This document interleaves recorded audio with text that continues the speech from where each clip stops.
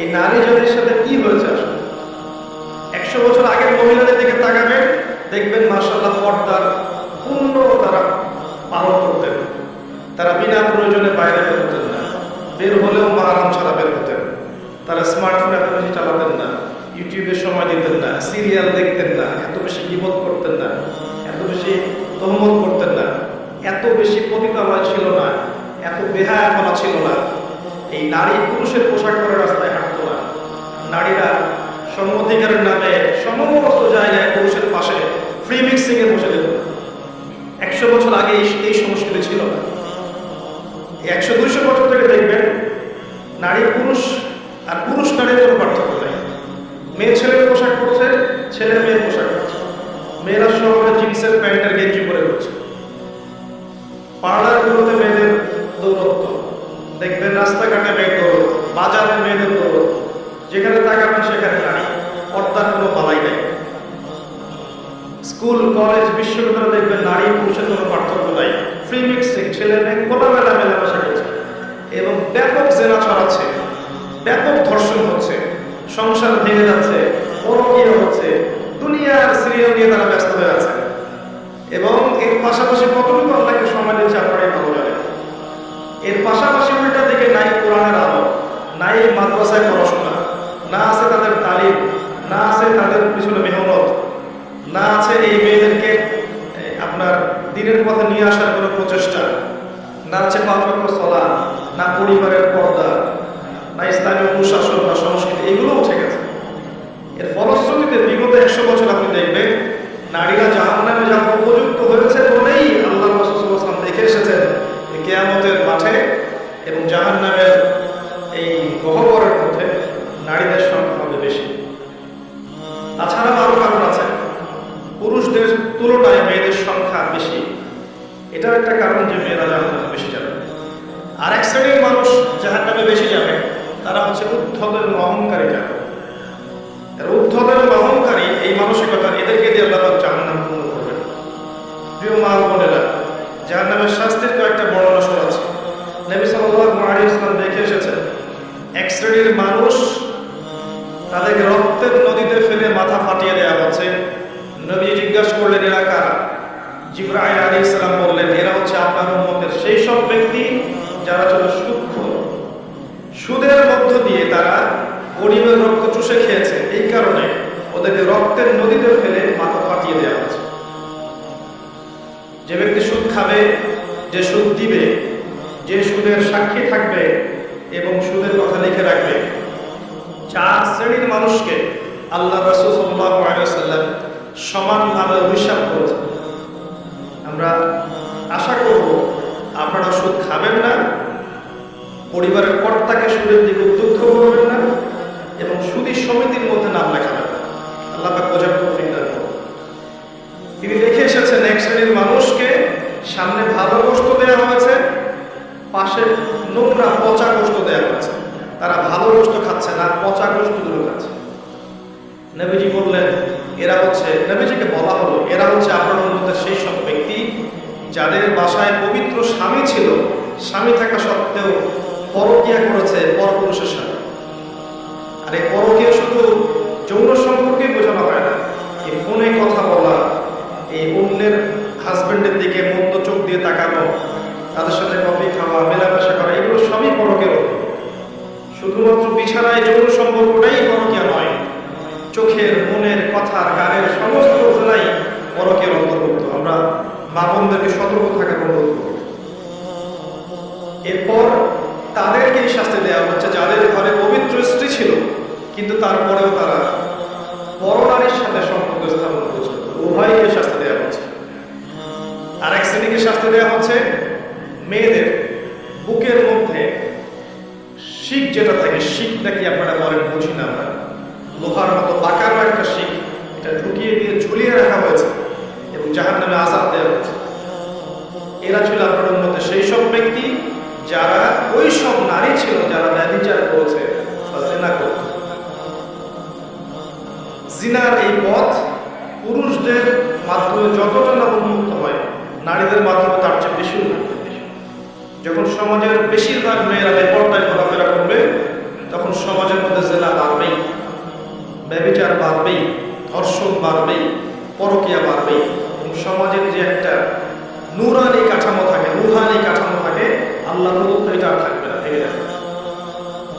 আমরা আমাদের মা বোনদের অনুরোধ করবো, ছোটবেলা থেকেই আপনার মেয়েকে, আপনার বোনকে পর্দা করতে শেখান। সম্ভ্রম একবার চলে গেলে এই বিশ্ব নেতারা, রাষ্ট্র নেতারা, অর্থনৈতিক নেতারা, সমাজের নেতারা কখনো সম্মানটুকু ফিরে দিতে পারবে না। আপনার আবার সম্মান আমাদেরকেই রক্ষা করতে হবে, আমাদের পরিবারের মূল্যবোধ আদর্শ আমাদেরকেই রক্ষা করতে হবে। এদিকে দাজ্জালের অনুসারী এবং শয়তানের অনুসারীরা কারের পাশে অনেক স্লোগান দিতে থাকবে, এই স্লোগানে আপনার কান দেওয়া যাবে না। আল্লাহ পাক বোঝার তৌফিক দান করুন, আমিন। আর অনেক শাস্ত্রে দেখে এসেছেন যে ব্যভিচারীদেরকে এমন চুলার মধ্যে রাখা হয়েছে যার নিচের দিকটা প্রশস্ত, সামনের দিকটা সরু, নিচ থেকে আগুন জ্বলছে, উপর থেকে দাউ দাউ করে, আর মানুষগুলো নগ্ন অবস্থায় নিচ থেকে উপরে চলে আসছে। আর অনেক শাস্তি দেখেছেন যে এতিমের মাল যারা ভক্ষণ করছে, ওদের শাস্তি দেখেছেন যে তারা বড় বড় আগুনের এক একটা দলা এগুলো দিয়ে গিলছে, পেটের ভিতরে চলে যাচ্ছে, পিছনের পথ দিয়ে বের হয়ে যাচ্ছে। যারা সালাত আদায় করতো না, তাদের শাস্তি দিতে দেখে এসেছেন যে তারা শুয়ে আছে এবং মাথার উপরে দুইজন ফেরেশতা দাঁড়িয়ে আছে, তাদের হাতে বড় পাথর আছে, এই পাথর দিয়ে তারা মাথা ফাটিয়ে দিচ্ছেন, মাথাটা চূর্ণ বিচূর্ণ হয়ে যাচ্ছে এবং সেই পাথরটা ছিটকে অনেক দূরে চলে যাচ্ছে। এরপর সেই পাথর তারা আবার আনতে যাচ্ছেন, এই ফাঁকে এই মাথাটা আবার আগের জায়গায় চলে আসছে, আবার পাথর এনে আবার মাথার উপরে আঘাত করে মাথাটাকে চূর্ণ বিচূর্ণ করা হচ্ছে। কাদের শাস্তি? যারা ফরজ নামাজ পড়তো না, ঘুমিয়ে থাকতো। নবী সাল্লাল্লাহু আলাইহি ওয়াসাল্লাম বলেছেন, 4টা কাজ যদি কোনো মেয়ে করতে পারে, জান্নাতে যাওয়ার জন্য 8টা দরজা আল্লাহ পাক খুলে দেবে ইনশাআল্লাহ। মাত্র 4টা কাজ কোনো নারী যদি করতে পারে, তার জন্য আল্লাহ পাক জান্নাতের 8টা দরজাই খুলে দেবে ইনশাআল্লাহ। যে দরজা দিয়ে ইচ্ছা সে প্রবেশ করতে পারবে। তার প্রথম কাজ হচ্ছে, যেই নারী 5 ওয়াক্ত সালাত আদায় করে। কতজন মেয়ে এখন 5 ওয়াক্ত সালাত পড়ে নিজেরাই ভেবে দেখেন, বা আদৌ সালাতের নিয়ম কানুন জানে কিনা ভেবে দেখেন, ওযু ঠিক মতো করতে পারে কিনা ভেবে দেখেন, সালাতের ফরজ ওয়াজিব কোনটা, সুন্নাহ কোনটা, মুস্তাহাব জানে কিনা এটা ভেবে দেখেন, জীবনে কোনদিন সালাত শিক্ষা একটা বই পড়েছে কিনা এটাও ভেবে দেখেন। 12, 14, 15 বছর স্কুল কলেজ ইউনিভার্সিটিতে পড়েছে, 20 বছরের মতো একটা নামাজ শিক্ষা বই পড়েছে কিনা ভেবে দেখেন। এই মেয়ে কি বিনা হিসেবে জান্নাতে যাবে? 8টা দরজা খুলে দেওয়া হবে। দ্বিতীয় কাজ বলেছেন নবী সাল্লাল্লাহু আলাইহি ওয়াসাল্লাম, যেই নারী 5 ওয়াক্ত সালাত আদায় করে এবং রমজান মাসে রোজা রাখে। রমজান মাস কি সেটাই তো জানে না।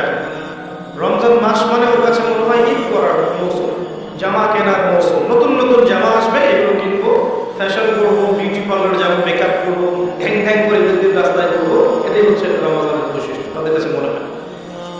অথচ রমজান আসলে আয়েশা রাদিয়াল্লাহু আনহা চোখের পানি ছেড়ে দিয়ে সিজদায় পড়ে থাকতেন, জায়নামাজে পড়ে থাকতেন। এমনকি নবী সাল্লাল্লাহু আলাইহি ওয়াসাল্লামের সঙ্গ দেখা যেত কোনো কোনো ক্ষেত্রে পাওয়া সম্ভব হতো না। আমাদের নবীজি তখন আল্লাহর ধ্যানে এবং ইবাদতে বেশি ব্যস্ত থাকতেন। কোথায় সেই মেয়েরা রমজান মাসে 30টা রোজা রাখবে, পাশাপাশি তাহাজ্জুদে দাঁড়িয়ে, কিয়ামুল লাইলে দাঁড়িয়ে, তারাবির সালাতে দাঁড়িয়ে আল্লাহর সামনে চোখের পানি ঝাড়বে। চোখ দিয়ে পানি ঝরা তো একটা সৌভাগ্য, আল্লাহর স্মরণে চোখ দিয়ে পানি আসা একটা সৌভাগ্য, যেটা আল্লাহ পাক সবাইকে দেন না। যেই চোখ দিয়ে সারাদিন জীবন জলসা দেখছেন, পরপুরুষকে দেখছেন, অবাস্তব এইসব কাহিনীর সাথে বাস্তবতার কোনোই সম্পর্ক নেই। শিরকি মুশরিকি আকীদা, কুফরি আকীদা এগুলো শিখছেন, ওদের সংস্কৃতি শিখছেন, ওদের রংঢং শিখছেন, ওদের মতো করে কথা বলছেন, ওদের মতো করে শাড়ি পরছেন, ওদের মতো করে খাচ্ছেন, উঠছেন, বসছেন। এই চোখ দিয়ে আল্লাহর পানি বের হবে কখনো? এই চোখ দিয়ে আল্লাহর পানি বের হওয়ার সৌভাগ্য হবে কখনো? কোশ্চেন কেন? আর যে আল্লাহর স্মরণে কাঁদতে পারে নাই, তার চেয়ে হতভাগা কে আছে? কেউ যদি আল্লাহর স্মরণে কাঁদে, আল্লাহ পাক তাকে মনে মনে স্মরণ করে এবং সেই চোখ জাহান্নামে যাবে না যেই চোখ আল্লাহর স্মরণে কেঁদেছে। রমাদান মাসের সওম, এই অবস্থা আমাদের দাঁড়িয়ে দিন। তারপর দেখবেন তৃতীয় কাজ নবীজি বলেছিলেন, যারা লজ্জাস্থানের হেফাজত করতে পারবে, নামাজের সাথে রোজা, এরপর লজ্জাস্থানের খাস পর্দা করতে পারবে। আমি শব্দটা বলেছি খাস পর্দা করতে পারবে। ডিজিটাল পর্দার কথা আমি বলিনি। ডিজিটাল বোরখা চলবে না, যে বোরখা পরার পরেও শরীরের সমস্ত কাঠামো বোঝা যায়, কোন অঙ্গ কতটুকু উঁচু, এই বোরখা এখন জ্বালিয়ে পড়ে দিতে হবে, এই কথা চলবে না। আপনাকে এমন বোরখা বানাতে হবে যেটা এত ঢিলে ঢালা, যেটা পরার পর দূর থেকে পর্যন্ত না, কাছ থেকেও যেন আপনার শরীরের কোনো অঙ্গের কাঠামো বোঝা না যায়, এবং বাহির থেকে তো ভিতরের অঙ্গ দেখার প্রশ্নই ওঠে না। ডিজিটাল পর্দা বাদ দেন। তারপরে পর্দা বলতে শুধু এটাই নয়, কথার পর্দা আছে, চাহনির পর্দা আছে, হাঁটার পর্দা আছে, কথাবার্তার পর্দা আছে, চোখের পর্দা আছে, মনের পর্দা আছে। এই সমস্ত বিষয়গুলো না আসা পর্যন্ত পর্দা পরিপূর্ণ হয় না। যদি খাস পর্দা করে আপনার মেয়েটা কফি হাউসে বসে তার বয়ফ্রেন্ডের সাথে কফি খায়, এই পর্দা কি কোনো দাম আছে? এটা হচ্ছে ঘরের জানালা বন্ধ করে দরজা খুলে দেওয়া। এই বোকামি কেউ করবে? শুধুমাত্র পোশাকটাই পর্দা নয়, মনের পর্দা আছে, চলনের বর্ণের পর্দা আছে, কথায় পর্দা আছে, চোখের পর্দা আছে। শোনেন, সূরাতুল কাসাসের মধ্যে আল্লাহ রাব্বুল আলামিন মূসা আলাইহিস সালামের একটা গল্প উল্লেখ করেছেন, ঘটনা, যে মূসা আলাইহিস সালাম যখন শুআয়ব আলাইহিস সালামের কওমের মধ্যে গেলেন, সেখানে তিনি একা ছিলেন, কারণ তিনি মার্ডার কেসের আসামি হয়ে গেছেন। ফেরাউন তাকে ধাওয়া করছে, তার দলবল। তিনি চলে গেছেন মাদিয়ান, সেখানে গিয়ে বসে আছেন। দেখছেন দুইজন মেয়ে পানি নিতে এসেছে, কিন্তু মেয়েদের যেহেতু শক্তি কম, অন্য মানুষরা তাদেরকে পানি নিতে বাধা দিচ্ছে। ওরা আগে আগে নিচ্ছে, মেয়েরা দাঁড়িয়ে আছে অসহায়ের মতো। মূসা আলাইহিস সালামের শক্তি ছিল, সাহস ছিল, এবং অত্যন্ত ব্যক্তিত্ব সম্পন্ন একজন মানুষ ছিলেন। তিনি গিয়ে নিজে ওই মেয়ের দুটোর যে বালতি পানি, এগুলো নিয়ে নিজে গিয়ে পানি নিয়ে মেয়েদেরকে দিলেন, উপকার করলেন। এবার এই মেয়ে দুটো বাসায় চলে গেল। এদিকে মূসা আলাইহিস সালাম একটা গাছের নিচে বসে আছে। বসে তিনি আল্লাহর কাছে দোয়া করছেন, রব্বি ইন্নী বিমা আনজালতা ইলাইয়া মিন খায়রিন ফাকির। আল্লাহ, তুমি আমার প্রতি যে নিয়ামত দিবে, এর জন্য আমি ফকির হয়ে বসে আছি। ফকির হয়ে বসে আছে, কারণ তার তখন বাড়ি নাই, থাকার জায়গা নাই, খাওয়ার কোনো ব্যবস্থা নাই। তিনি তো পালিয়ে এসেছেন মিশর থেকে। তখন ওই দুই মেয়ের একজন মেয়ে হেঁটে হেঁটে আসলো। আল্লাহ রাব্বুল আলামিন ওই মেয়েটার হেঁটে হেঁটে আসার যে স্টাইল, সেটাও কোরআনের মধ্যে বলেছে। এত শুদ্ধ কোরআন আমরা বুঝি না।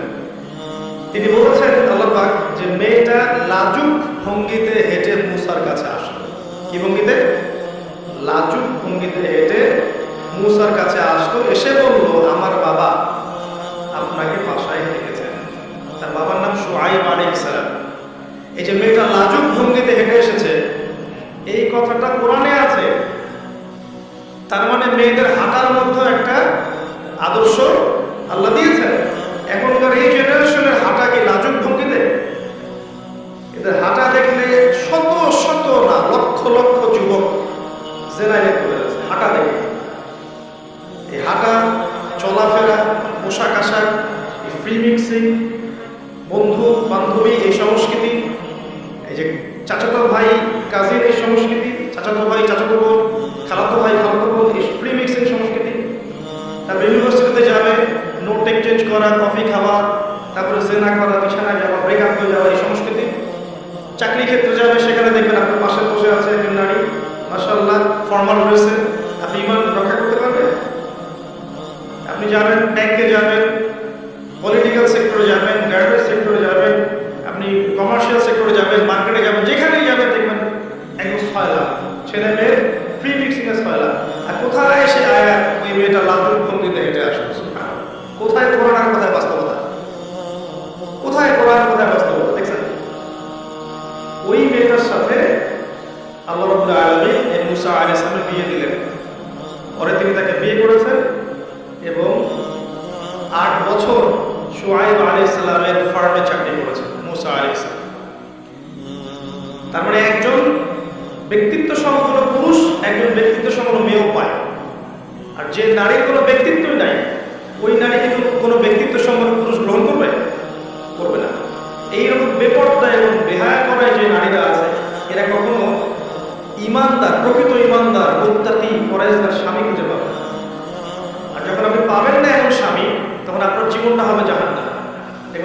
যেমন মানসিকতা, স্বামীও দেখবেন মাশাআল্লাহ আপনাকে রেখে বাইরে 3টা 4টা 5টা প্লেন করে বেড়াচ্ছে। আর কি ফাম কি আল্লাহ পাক যেটা বলেছেন, মানে ইকুয়ালি ডিল হবে। আপনি যেমন হবেন আপনার স্বামী তেমনই হবে, আপনি যেমন হবেন আপনার স্ত্রীও তেমনই হবে। বিয়ের সময়, বিয়ের পরে চেঞ্জ হতে পারে। হয়তো 2 জন হেদায়েতের উপর ছিল, বিয়ের পরে একজন পথভ্রষ্ট হয়ে গেছে, হতে পারে। বা 2 জন পথভ্রষ্ট ছিল, বিয়ের পরে হেদায়েতের উপর আসছে, হতে পারে। কিন্তু একজন ব্যভিচারী পুরুষ ব্যভিচারী নারীর জন্য, আর মুত্তাকি পুরুষ মুত্তাকি নারীর জন্য, এটাই হচ্ছে আল্লাহ পাকের হিসাব। তো আমি জাহান্নাম বলতে গিয়ে এতদূর পর্যন্ত এসেছি। নবী সাল্লাল্লাহু আলাইহি ওয়াসাল্লাম যেটা বলেছেন, জাহান্নাম মানেই নারী এক নারী। তার মানে শেষ জামানার মেয়েদের সাথে এমন কিছু হবে যার ফলশ্রুতিতে আপনারা জান্নাতের পথে চলতে পারবেন না। আমি বলে দিচ্ছি এটা কি হয়েছে। শেষ জামানায় মেয়েদের সাথে ফ্যামিলিস্ট রেভলিউশন নামে একটা বিপ্লব হয়েছে, যে মেয়ে ছেলের কোনো পার্থক্য নাই, সবাই সমান। আপনি আর পর্দার বালাই নাই, আপনি পুরুষের সাথে কাঁধে কাঁধ মিলে যেখানে ইচ্ছা সেখানে করবেন।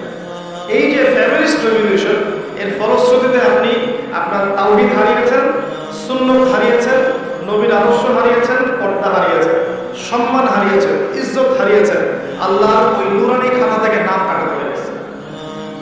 তওবা করে যদি ফিরে আসতে পারেন, এখনো যদি তাওহীদে আসতে পারেন, সুন্নতে আসতে পারেন, খাস পর্দায় আসতে পারেন, 5 ওয়াক্ত সালাত আদায় করতে পারেন, যাকাত দিতে পারেন, রমজানের সওম রাখতে পারেন, সুন্দর করে আল্লাহর আদেশ নিষেধ মেনে চলতে পারেন, এবং এই যে 4টা কাজ সালাত, সওম, পর্দা এবং স্বামীর আনুগত্য, এই 4টা কাজ করতে পারেন, ইনশাআল্লাহ তাআলা আজও সম্ভব আপনার সমস্ত গুনাহকে নেকিতে পরিবর্তন করা এবং পরকালে কিয়ামতের মাঠে আপনার জন্য জান্নাতের 8টা দরজা খুলে যাওয়া। এটা এখনো সম্ভব। সিদ্ধান্ত আপনি নেবেন, আপনি দাজ্জাল এবং শয়তানের পথে চলবেন নাকি আল্লাহ এবং তার রাসূলের পথে চলবেন। আপনি শয়তানের পথে চললে দুনিয়ার সব পেতে পারেন, দুনিয়ার চাকচিক্য, বাড়ি গাড়ি, টাকা কড়ি, সুখ ভোগ বিলাস সব পেতে পারেন, কিন্তু আল্লাহি আল্লাহর কসম করে বলছি, পরকালের কবরটা আপনার জন্য জাহান্নামের টুকরা হয়ে যাবে। 50, 60, 70, 80 বছরের সুখ চাচ্ছেন নাকি অনন্তকালের জীবনের জান্নাত চাচ্ছেন, এই সিদ্ধান্ত মা বোনরা আপনাকে নিতে হবে। যদি আপনি সিদ্ধান্ত নেন যে আমি আল্লাহকে চাই, রাসূলকে চাই, তারাই আমার আপন, আর কেউ আমার আপন নয়, আমাকে আল্লাহর কাছে একা ফিরে যেতে হবে, স্বামী সন্তান বাড়ি গাড়ি ব্যাংক ব্যালেন্স জমি জমা সব ছেড়ে, তাহলে বুদ্ধিমানের কাজ হবে নিজেকে আল্লাহর জন্য ওয়াকফ করে দেন, সুপর্দ করে দেন। জীবন চলে গেলেও আল্লাহ পাকের একটা হুকুম আহকামের বাইরে যায় না। দুনিয়ার সব সম্পদের লোভ দিলেও নিজের পর্দা কখনো ছেড়ে দিয়েন না, নিজের ইজ্জত সম্মানকে বিকিয়ে দিয়েন না, যদি আপনাকে সারা দুনিয়ার প্রলোভন দেওয়া হয়। আল্লাহ বোঝার তৌফিক দান করুন মা বোনদেরকে। আমি সামনে যাচ্ছি। 4র্থ কাজ হচ্ছে স্বামীর আনুগত্যের কথা নবীজি বলেছেন। 4টা কাজের 1 নম্বর ছিল সালাত, 5 ওয়াক্ত, 2 নম্বর সওম রমাদান মাস, 3 নম্বর পর্দা এবং 4 নম্বর ছিল স্বামীর আনুগত্য। আনুগত্য কথাটা শুনলেই গা জ্বালা করে অনেকের, যে আনুগত্য আবার কি জিনিস। এখনকার যারা ফ্যামিলিস্ট রেভলিউশনে ধোকায় পড়েছে, যেই মাদ্রাসার মেয়েরা ফ্যামিলিস্ট রেভলিউশনে ধোকায় পড়েছে, এর আনুগত্য শব্দ শুনলে গা জ্বালা করে, মনে করে যে আনুগত্য মানে হচ্ছে দাসত্ব। তারা মনে করে আমরা পুরুষের দাসত্ব কেন করবো? হ্যাঁ, আমরা তো বেগম রোকের উত্তরসূরি, কি জন্য পুরুষের দাসত্ব করবো? আমরা ডমিনেট করবো, তারা আমাদের দাসত্ব করবো প্রয়োজনে, আমরা সমান। আল্লাহ যে কোরআনে বলেছেন আর রিজালু কাওয়ামুনা আলা নিসা, এটা বাদ, এটা জাদু করে। আসেন, আনুগত্য আর দাসত্ব এক জিনিস নয়। আনুগত্য কি? আপনার স্বামী দিনদার, মুত্তাকি, পরহেজগার, আপনাকে কোরআন এবং সুন্নাহর পথে চলতে সাহায্য করছে এবং চলার জন্য আদেশ করছে, তার কথা মেনে চলার নাম হচ্ছে আদর্শ এবং আনুগত্য। আপনার স্বামী দিনদার, মুত্তাকি, আপনাকে কোরআন সুন্নাহর পথে চালানোর জন্য তিনি চেষ্টা করছেন, এই প্রত্যেকটা আদেশ ফলো করার নাম আনুগত্য করা। আর আপনার স্বামী ভালো মন্দ কিছুই বোঝে না, আপনাকে অর্ডার করেই যাচ্ছেন, আপনি ফলো করছেন বাধ্য, এটা দাসত্ব। বাস্তবিক অর্থে আপনারা তো দাসত্ব করছেনই, বাস্তবিক অর্থে আপনারা পশ্চিমা সংস্কৃতির দাসত্ব করছেন, বাস্তবিক অর্থে আপনারা ভারতীয় সংস্কৃতির দাসত্ব করছেন, বাস্তবিক অর্থে আপনারা শয়তান এবং দাজ্জালের ফিতনায় পা দিয়ে ওদের দাসত্ব করছেন। কিন্তু আনুগত্য অন্য জিনিস ছিল, কোরআন এবং সুন্নাহর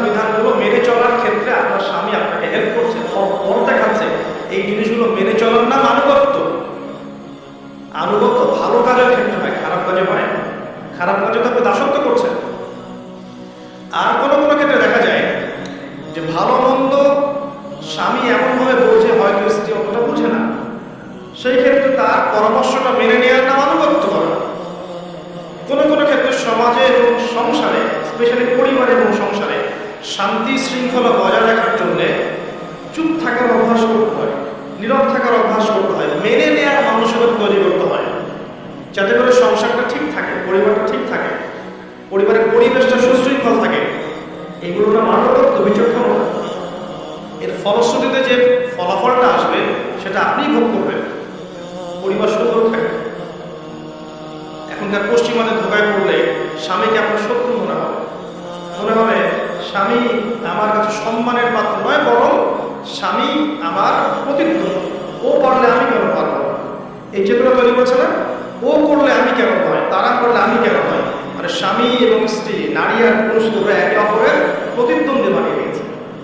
অর্থাৎ সমাজ সংসার পরিবার এগুলো টিকে থাকে একে অপরের সহযোগিতায়। প্রতিদ্বন্দ্বিতা হলে হবে? প্রতিদ্বন্দ্বিতা হলে কখনো টিকে থাকে। শোনেন, নবী সাল্লাল্লাহু আলাইহি ওয়াসাল্লাম বলেছেন, আমি যদি আল্লাহর পরে কাউকে সিজদা করার আদেশ করতাম, তাহলে আমি মেয়েদেরকে বলতাম তারা যেন স্বামীদেরকে সিজদা করে। এই সম্মানটা আল্লাহ স্বামী দিয়েছেন। প্রিয় বাবা, চারটা কাজের কথা বলছিলাম।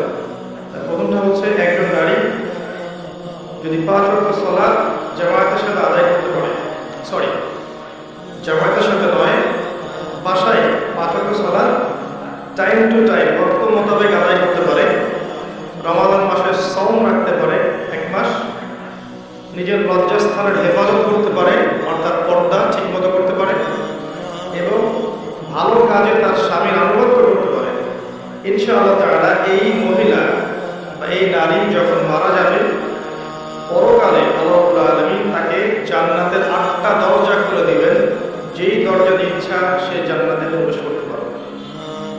আমরা আশা করব আপনারা এই 4টা কাজ করার মানসিকতা নিয়ে আজকের মাহফিল থেকে বাসা যাবেন। আজকের পর থেকে কোনোদিনও যেন নামাজ ছুটে না যায়, নামাজ কাজা না হয়, নামাজ থেকে আপনাকে কি গাফেল করতে না পারে, সমস্ত কাজ পরে আগে সালাত। আজকের পর থেকে কখনো যেন রমাদান মাসের সওম মিস না যায়, যেগুলো আল্লাহর নিয়মে ছুটে যাবে সেগুলো পরে কাজা করে নেবে। আজকের পর থেকে যেন পর্দা না ছুটে যায়, হৃদয়, কথা, চোখ, শরীর, পোশাক সমস্ত ক্ষেত্রে যেন আপনার পর্দা বজায় থাকে। এবং সর্বশেষ যে বিষয়টা, স্বামীর আনুগত্য, এই বিষয়টা যেন আপনার মধ্যে থাকে। স্বামী আপনার মহব্বতের, স্বামী আপনার ভালোবাসার মানুষ, স্বামী আপনার প্রতিদ্বন্দ্বী নয়, আপনার সহযোগী। আপনার সমস্ত বিষয়ের গার্ডিয়ানশিপ এখন স্বামী না। স্বামী যে বিষয়গুলো পছন্দ করেন সেগুলোর মধ্যে ফোকাস করবেন, যেগুলো পছন্দ করেন না সেগুলো তার সামনে করবেন না। যে ভালো কাজগুলো স্বামী আপনাকে করতে বলবেন সেগুলো অবশ্যই করবেন, তবে আল্লাহ এবং তার রাসূলের বিরুদ্ধে যদি স্বামী কিছু করতে বলে আপনি কখনোই স্বামীর আনুগত্য করবেন না, এটা সত্য করবেন। তাই বলে তার সাথে ঝগড়া বাড়াবেন না, পরিবারকে অস্থিতিশীল করবেন না, বুঝিয়ে স্বামীকে হেদায়েতের পথে আনার চেষ্টা করবেন, বেশি থেকে বেশি স্বামীর জন্য দোয়া করবেন। এই কথাগুলো মেনে চলার চেষ্টা করেন এবং আপনার সন্তান, ছেলে হোক আর মেয়ে হোক, আপনাদের ছোট ছোট ভাই বোন, সন্তান সন্ততি যারা আছে, এটা সবাইকে ছোট্টবেলা থেকে কোরআনের পথে নিয়ে আসেন, ইসলামের পথে নিয়ে আসেন, পর্দা শেখান, ইসলামিক নৈতিকতা শেখান। আস্তে আস্তে বড় করে তোলেন, দেখবেন ইনশাল্লাহ আপনি আমি একদিন থাকবো না, আমাদের এই প্রজন্ম ইনশাল্লাহ পরবর্তীতে থাকবে। এই প্রজন্মের হাতেই ইনশাল্লাহ দেখবেন আল্লাহ পাক ইসলামের বিজয়ের পতাকা তুলে দেবে ইনশাআল্লাহ। আমি আর কয়েকটা কথা বলে আপনার শেষ করতে যাচ্ছি। এই অংশটুকু একটু মনোযোগ দিয়ে শুনুন, 5 থেকে 10 মিনিট। আল্লাহ রাব্বুল আলামিন কোরআনে এবং সুন্নাহে আপনার জন্য প্রচুর হেদায়েত দিয়েছেন। আমি যদি আসলে আরো একটা দিন সময় পেতাম আপনাদের লেকচারের জন্য স্টাডি করা, আমি 1 থেকে 1.5 ঘন্টা শুধুমাত্র আপনাদের ব্যাপারে কোরআনে এবং সুন্নাহে যতগুলো আয়াত এবং হাদিস এসেছে সেগুলো আমি আপনার সামনে বলতে পারতাম। আমার সফরের ক্লান্তিজনিত কারণ এবং সময় সংকলন না হওয়ার কারণে আমি সেই 1.5 ঘন্টার লেকচারটা এখন দিতে পারছি না। ইনশাআল্লাহ ভবিষ্যতে শুধুমাত্র মহিলাদের জন্য আলাদা একটা খুতবা বা মাহফিল থাকবে, সেখানে পুরো বিষয়গুলো আমি তোলার চেষ্টা করবো ইনশাআল্লাহ, আল্লাহ তৌফিক দান। তবে আমি চিস্টগুলো এখন বলছি আপনাকে। আল কোরআনের প্রথম সূরা সূরা বাকারা। এই সূরা বাকারার মধ্যে যে নবীর ঘটনাকে কেন্দ্র করে এর নাম সূরা বাকারা হয়েছে, তার নাম নবী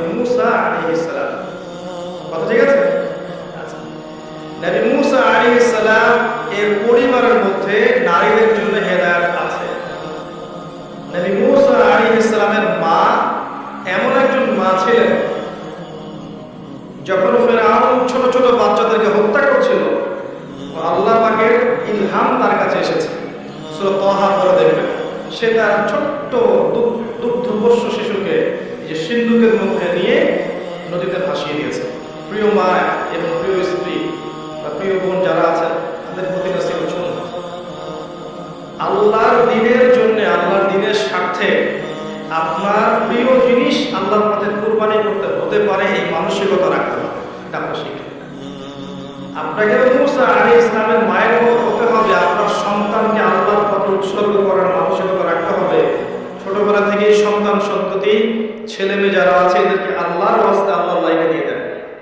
তারা দিন শিখুক, দিন বুঝুক, দিন প্রচার করুক, বড় আলেম হোক, মুফতি হোক, মুহাদ্দিস হোক, মুফাসসির হোক, আল্লাহর পথে বড় মুজাহিদ হোক, এরকম করে তৈরি করেন ছেলে মেয়েদের। মুসা আলাইহিস সালামের মায়ের মধ্যে আপনার জন্য হেদায়েত আছে। পরের সূরায় চলে আসেন, সূরা আলে ইমরান, যার নাম অনুসারে সূরার নাম ইমরান হয়েছে, আলে ইমরান হয়েছে। তার স্ত্রী সন্তান কিন্তু পাচ্ছিলেন না, সন্তান হচ্ছিল না। এক পর্যায়ে তিনি নিয়াত করলেন, রব্বি ইন্নী নাযারতু লাকা মা ফি বাতনি মুহাররারান ফাতাকাব্বাল মিন্নি। আল্লাহ, তুমি আমার গর্ভে যে সন্তানটা দিয়েছো, এই সন্তানটাকে আমি তোমার রাস্তায় দিয়ে দেওয়ার জন্য মানত করলাম, নজর করলাম। আল্লাহ, তুমি আমার নজর মানত কবুল করো। আল্লাহ পাক তাকে সন্তান দিলেন এবং সেই সন্তানকে তিনি আল্লাহর পথে দিয়ে দিলেন। আবারও বলছি প্রিয় মা বোনেরা, নিজের সন্তানদেরকে আল্লাহর পথে বড় করে, এই পথে মানুষ করার এবং দিনের খেদমত করার যোগ্য করে তৈরি করে। এই সন্তানের নাম ছিল মারিয়াম আলাইহিস সালাম। তিনি ছেলে ছিলেন না, একজন মেয়ে ছিলেন। আর এই মারিয়াম আলাইহিস সালামের মধ্যে মেয়েদের জন্য দৃষ্টান্ত আছে। খুব কম নারী আল্লাহ পাকের এই যে রহমত, বরকত, জান্নাতের সৌভাগ্য লাভে ধন্য হবেন, তার মধ্যে এই নারী একজন, মারিয়াম আলাইহিস সালাম। তিনি এত ইবাদত গুজার ছিলেন, পর্দানশীল ছিলেন, যে মসজিদে একটা কোনায় তার জন্য একটা হুজরা আলাদা করে তৈরি করা থাকতো, তিনি সেখানে ইবাদত করতেন। তার কাছ থেকে আমাদের মা বোনদেরকে এখন ইবাদত শিখতে হবে, আদর্শ শিখতে হবে। ভারতীয় নায়িকা, পশ্চিমা নায়িকা, বাংলাদেশের নায়িকা, এদের থেকে আপনি আদর্শ নেবেন না। আপনাকে আল্লাহ কোরআনে আদর্শ দিয়েছেন। মারিয়াম আলাইহিস সালাম আপনার আদর্শ। প্রচুর ইবাদত গুজার ছিলেন, আপনারাও তার মতো করে ইবাদত করেন, আল্লাহ তৌফিক দান করেন। নিয়মিত সালাত পড়েন, যাকাত দেন, সাওম রাখেন, ভালো কাজ করেন, সত্য কথা বলেন, তিলাওয়াত করেন, জিকির করেন, এগুলোতে আপনার সময় অতিবাহিত করেন। এর পাশাপাশি আপনি সাংসারিক যে কাজগুলো করবেন, এই প্রতিটা কাজই আপনার জন্য ইবাদত। যদি আপনি এই নিয়তে করেন যে এই কাজগুলো আমি করছি আমার পরিবারের ভরণ পোষণের জন্য, ওদের ভালোর জন্য, এর বিনিময়ে আমি আল্লাহর কাছে দেখেই চাচ্ছি, আল্লাহ তৌফিক এনায়েত করবেন। আমি আপনার জন্য প্রচুর দৃষ্টান্ত আছে। সূরা রুমের মধ্যে যান, সেখানে আল্লাহ বলেছেন, আমি নারীদেরকে সৃষ্টি করেছি পুরুষ থেকে এবং তাদেরকে বানিয়েছি প্রশান্তির উৎস। নারী পুরুষের মাঝখানে আমি রহমত, প্রেম, ভালোবাসা দিয়েছি, লিতাসকুনু ইলাইহা, যাতে করে তাদের কাছে গিয়ে তোমরা শান্তি পেতে পারো। প্রিয় মা বোনেরা, আপনাদের পরিবারের দায়িত্ব হচ্ছে পরিবারের শান্তি স্থাপন করা এবং আপনার স্বামীকে শান্তি দেয়া, প্রশান্তি দেয়া। যখন আপনি পশ্চিমা আদর্শে আছেন, ভারতীয় আদর্শে আছেন, দুনিয়াদারি নিয়ে ব্যস্ত আছেন, তখন আপনার কাছে কি আদৌ একজন স্বামী শান্তি পাবে, প্রশান্তি পাবে? এই কারণে পরিবার থেকে আজকে দিন দিন শান্তি উঠে যাচ্ছে। যখন আপনি স্বামীকে শ্রদ্ধা করছেন না, স্বামীকে সম্মান করছেন না, স্বামীর আনুগত্য করছেন না, স্বামীকে বিশ্বাস করছেন না, স্বামীর প্রতি ভরসা রাখছেন না, যদি আপনার স্বামী নিন্দার হয়, তাহলে সেই পরিবারে কি শান্তি এবং সুকুন আসবে? হ্যাঁ, যদি আপনার স্বামী বদকার হয়, জুয়াখোর হয়, মাদকসেবী হয়, বেনামাজি হয়, সেক্ষেত্রে আপনি যদি পরহেজগার হন, সেক্ষেত্রে সমীকরণটা ভিন্ন হবে। যদি আপনার স্বামী নিন্দার হয়, মুত্তাকি, পরহেজগার হয়, এবং তাকে যদি আপনি ভুল বুঝতে থাকেন, বিশ্বাস না করেন, শ্রদ্ধা না রাখেন, আনুগত্য না করেন, সেই পরিবারে কখনো শান্তি আসবে? আর ওই স্বামী কি কখনো আপনার কাছে গিয়ে সাকিনা পাবে? পাবে না, প্রশান্তি পাবে না। যখন পাবে না, তখন কিন্তু সে অন্যদিকে নজর দিবে।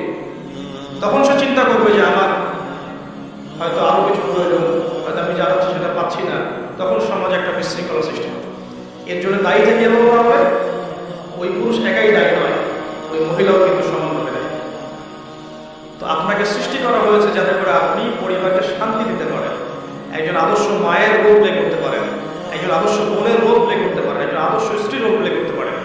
এগুলো না হলে পরকালের মাঠে যদি পরিবার বর্গ, স্পেশালি স্বামী আপনার বিরুদ্ধে সাক্ষী দেয়, আপনার জন্য পুলসিরাত পার হওয়া কঠিন আছে। একইভাবে একজন স্ত্রী যদি স্বামীর পক্ষে সাক্ষী না দেয় যে স্বামীর চরিত্র ভালো ছিল, তাহলে ওই স্বামীরও পুলসিরাত পার হওয়া কঠিন আছে। এই বিষয়গুলো আমাদেরকে বুঝতে হবে। এগুলোর অভাবে আজকে পরিবারগুলো ভেঙে যাচ্ছে, ডিভোর্স বাড়ছে, ভুল বোঝাবুঝি বাড়ছে, ঝগড়াঝাটি বাড়ছে, ব্যভিচার বাড়ছে, পরকীয়া বাড়ছে, জেনা বাড়ছে, ধর্ষণ বাড়ছে, এগুলো বাড়ছে। সামাজিক কাঠামো ভেঙে যাচ্ছে। ছোট ছোট মেয়েরা এবং ছেলেরা যখন পরিবারে বড় হয়ে উঠছে, দেখছে যে পরিবারের কাঠামো ভালো না, স্বামী স্ত্রীর মতো সম্পর্ক ভালো না, পিতা মাতার মতো সম্পর্ক ভালো না। ওরাও দেখবেন বিক্ষিপ্ত একটা মানসিকতা নিয়ে বড় হলো। সমস্যাগুলো কিন্তু এই জায়গায় পরিবারে ইসলাম আনতে পারছি না আমরা। আপনার জন্য আরো অনেক দৃষ্টান্ত আছে কোরআনের মধ্যে, হাদিসের মধ্যে। আমি আজকে একটা বিশেষ করছি, শোনেন। লূত আলাইহিস সালামের স্ত্রী একজন কাফের ছিলেন। নূহ আলাইহিস সালামের স্ত্রী একজন কাফের ছিলেন।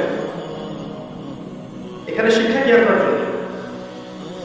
আপনার ভিতরে যদি ঈমান না থাকে, আপনার বংশ, টাকা পয়সা, সৌন্দর্য, প্রতিপত্তি, ব্যাংক ব্যালেন্স কোনো কিছু আপনাকে বাঁচাতে পারবে না পরকালে জাহান্নাম থেকে।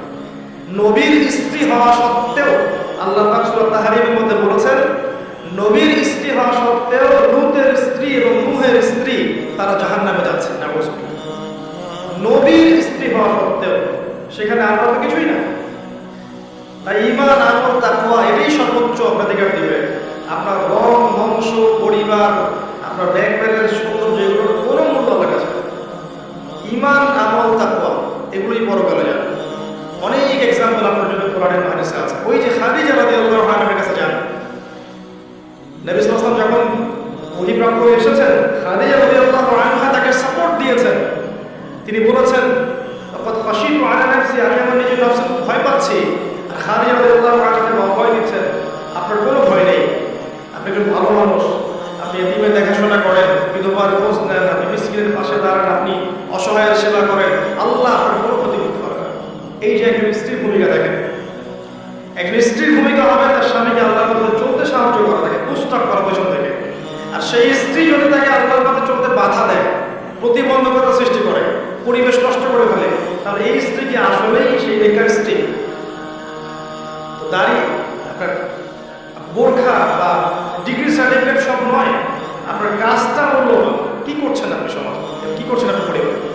খাদিজা রাদিয়াল্লাহু আনহার ভূমিকায় থাকলে আপনি আপনার স্বামীকে সারাটা জীবন দিনের পথে চলতে হেল্প করবেন, তার মানসিক অবস্থা ভালো রাখবেন, তাকে পড়াশোনা করতে দিবেন, তাকে সে সমস্যায় পড়লে, বিচলিত হলে, হতাশ হলে তাকে সাপোর্ট দিবেন, পিছন থেকে তাকে হেল্প করবেন। এটা আপনার ভূমিকা। আর এখানে যদি দেখা যায় স্বামী দুনিয়ার বিভিন্ন ফিতনা ফাসাদ ফেস করে বাসায় আসছে, আসার পরে আপনি উল্টা আরো 10টা পেইন তাকে দেওয়া শুরু করলেন, এই স্বামীকে ঠান্ডা মাথায় দিবেন কাজ করতে পারবেন? সম্ভব না। এগুলো বোঝা উচিত আমাদের মা-বাবাদের। আদর্শ নারী হতে হলে এগুলো বুঝতে হবে। সবার দায়িত্ব আছে, পুরুষের সবকিছু দায়িত্ব নয়। একজন পুরুষ বাইরের বিষয়গুলো ডিল করে,